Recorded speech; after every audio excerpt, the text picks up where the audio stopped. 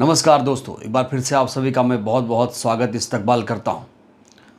दोस्तों, SC ST आरक्षण और ओबीसी आरक्षण दोनों में मूल अंतर यह है कि ओबीसी में क्रीमी लेयर का कॉन्सेप्ट है, जबकि एससी एसटी आरक्षण में क्रीमी लेयर का कॉन्सेप्ट नहीं था, लेकिन अब इसमें भी क्रीमी लेयर का कॉन्सेप्ट आ गया है। ओबीसी की तरह एससी एसटी में भी क्रीमी लेयर को आरक्षण ना मिले।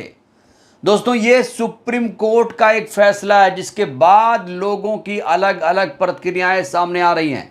इस बीच मायावती जी ने भी सुप्रीम कोर्ट के फैसले को लेकर अपनी प्रतिक्रिया दी है, और आज की जो प्रतिक्रिया है मायावती जी की दोस्तों, वो बहुत महत्वपूर्ण मानी जा रही है। दोस्तों, सुप्रीम कोर्ट ने राज्य सरकारों को एससी एसटी के लिए नौकरियों और शैक्षणिक संस्थानों में प्रवेश के लिए तय आरक्षण के अंदर भी आरक्षण लागू करने की इजाजत दे दी है। राज्य सरकारें एससी एसटी समूह के अंदर उन जातियों की पहचान कर उनके लिए आरक्षण की व्यवस्था कर सकेंगी जो ज्यादा पिछड़ी हैं। दोस्तों, सुप्रीम कोर्ट के 4 जजों ने अपने आदेश में कहा है कि श्रेणी में भी ओबीसी की तरह क्रीमी लेयर को आरक्षण के लाभ से बाहर रखना चाहिए। तो सोचिए दोस्तों, जो व्यवस्था बाबा साहेब ने कर रखी थी संविधान में, अब उसे सुप्रीम कोर्ट के द्वारा कहीं ना कहीं पलटा जा रहा है। कौन हैं वो लोग जो आरक्षण पर नजर रखे हैं? कौन है वो लोग जो आरक्षण खत्म करने की बात कर रहे हैं? आखिर सुप्रीम कोर्ट ने ये व्यवस्था क्यों की? ये दोस्तों बहुत बड़ा सवाल है। दोस्तों, सुप्रीम कोर्ट का ये फैसला अगर मैं आपको सरल तरीके से समझाऊं तो आप ये समझिए कि अब एससी एसटी जो आरक्षण है, जो नौकरियों में शैक्षणिक संस्थानों में आपको आरक्षण मिलता है, उसमें भी अब क्रीमी लेयर आ जाएगा। मतलब कि जो ज्यादा अमीर हैं उनको, भले एससी एसटी के लोग हैं वो ज्यादा अमीर हैं तो उनको आरक्षण अब नहीं मिलेगा।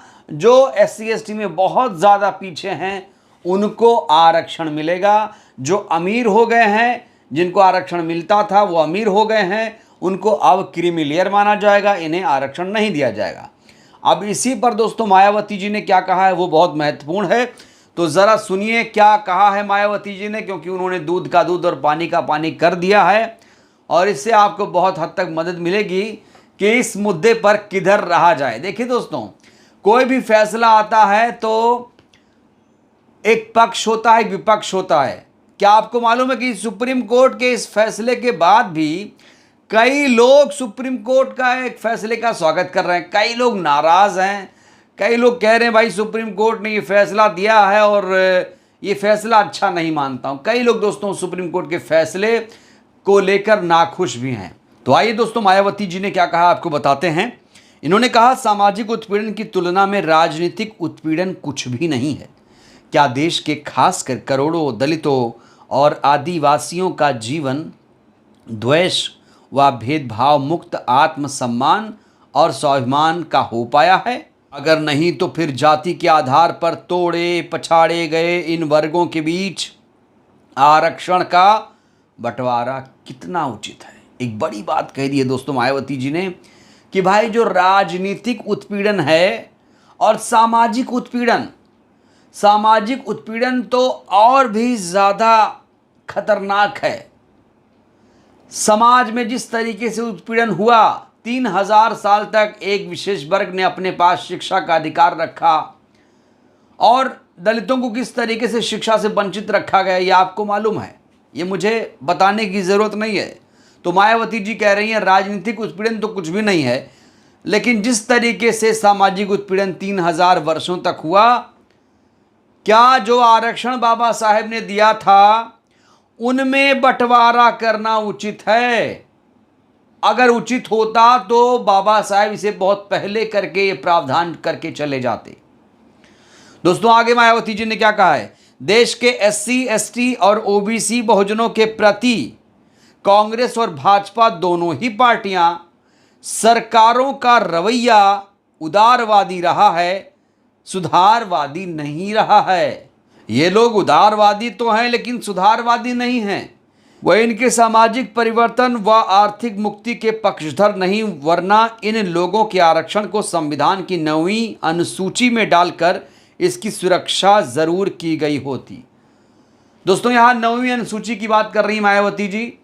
और देखिए 9वीं अनुसूची क्या होता है उसे आप समझिए। 9वीं अनुसूची वो होता है, किसी मुद्दे को अगर 9वीं अनुसूची में डाल दिया जाए तो उसे आप बदल नहीं सकते।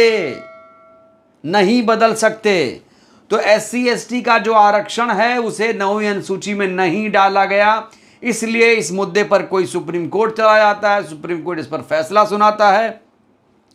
और अब जो फैसला आया है दोस्तों, मायावती जी ने साफ तौर पर कहीं ना कहीं जो लिखा है, जो कहा है, उससे लग रहा है कि वो असहमत हैं।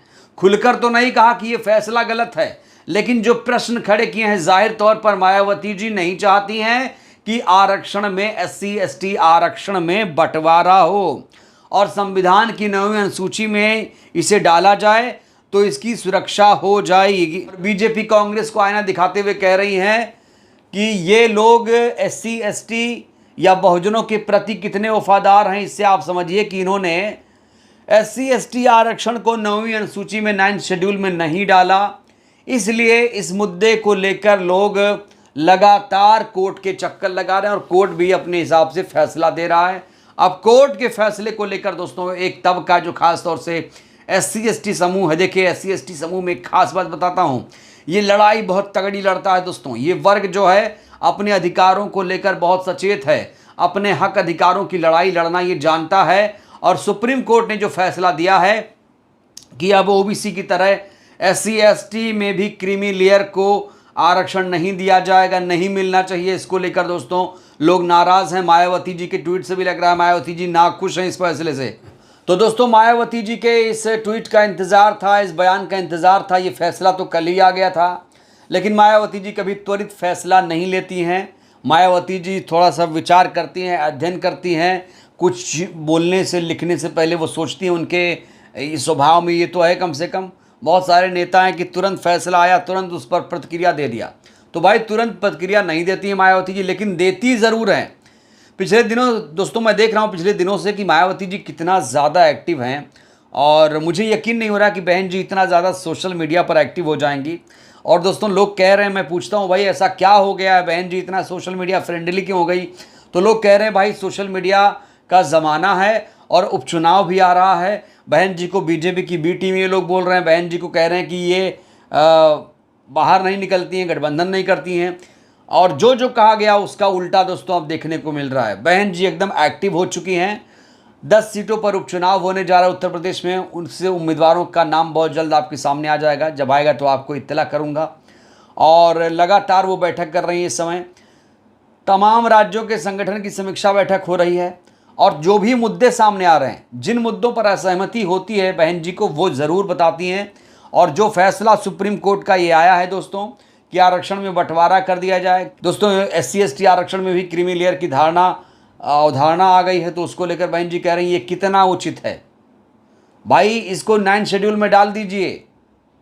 और अगर 9th शेड्यूल में डाला गया होता तो आज इस तरह से SC ST जो आरक्षण है उसका बंटवारा नहीं हुआ होता।